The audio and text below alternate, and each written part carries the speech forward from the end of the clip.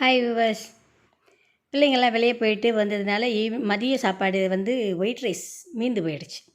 அதை ஈவினிங் அவங்க லேட்டாக வந்ததுனால அவங்களுக்கு அதையே நான் ஃப்ரைட் ரைஸாக செஞ்சு கொடுக்கறதுக்காக இப்போ பண்ணிட்டுருக்கேன். நல்ல சிறுசாக நறுக்குன வெங்காயம், கருவேப்பிலை இதை போட்டு நல்லா நல்லா வணக்கிறேன். இதுக்கு தேவையான அளவுக்கு பார்த்திங்கன்னாக்க கேரட்டை நல்ல பொடியாக நறுக்கியிருக்கிறேன், பீன்ஸை பொடியாக நறுக்கியிருக்கிறேன், கேபேஜை வந்து நீல வாக்கில் நறுக்கியிருக்கிறேன், தக்காளியும் நறுக்கி வச்சுருக்கேன். இப்போ பாருங்கள், வெங்காயம் நல்லா வதங்கினதுமே தக்காளியை போட்டு தக்காளி பச்சை வாசம் போகிற வரைக்கும் நல்லா வணக்குவோம்.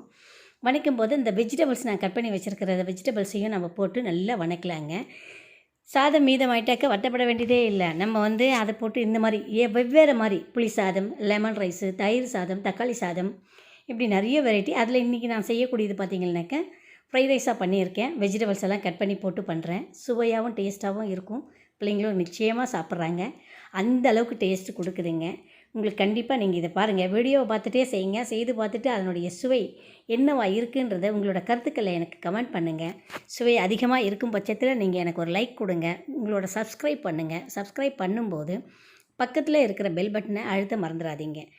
நறுக்கி வச்சுருக்கிற வெஜிடபிள்ஸ் எல்லாம் நம்ம போட்டு நல்ல எண்ணெயிலேயே நான் வணக்கிட்டேன். இப்போ இதில் வந்து நமக்கு தேவையான அளவுக்கு கொஞ்சம் காரப்பொடி, டைம் வந்து மிளகாத்தூள் நான் பயன்படுத்துகிறேன். அதே போல் நமக்கு தேவையான அளவுக்கு சால்ட்டையும் வெஜிடபிள் வணங்கும் போதே நம்ம போட்டுடுறோம். இது வந்து நம்ம வெஜிடபிள்க்கு இப்போ நம்ம ஃப்ரைட் ரைஸ்க்கு பயன்படுத்தக்கூடிய அந்த மசாலா இதையும் போட்டு நல்லா வணக்கியாச்சு. இப்போ நம்ம தேவைக்கு தகுந்த மாதிரி கொஞ்சம் உப்பு தூளையும் போட்டு நல்லா வணக்கிடுறோம். வணக்கினதுக்கு அப்புறமா ஏற்கனவே இருக்கிற சாதத்தை எடுத்து பொடியாக பண்ணி வச்சுருப்போம் இல்லையா, உதுத்து வச்சுருப்போம். அந்த சாதத்தை போட்டு நல்லா வணக்கி எடுத்துருங்க.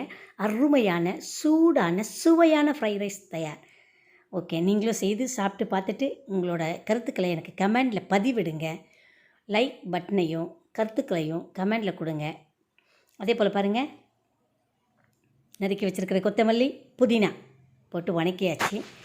சூப்பராக இருக்குங்க. ஃப்ரைட் ரைஸ் வந்து அவ்வளோ டேஸ்ட்டாக இருக்குது. நீங்கள் சாப்பிட்டு பார்த்துட்டே எனக்கு நீங்கள் உங்களோட கருத்துக்களை எனக்கு சொல்லுங்கள்.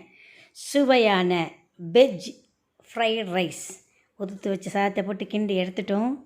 செம மாசாக இருக்குது. பிள்ளைங்களும் வந்து வேண்டாம் அப்படின்னு சொல்லாமல் விரும்பி சாப்பிட்ற உணவாக இது அமைஞ்சு போச்சுங்க.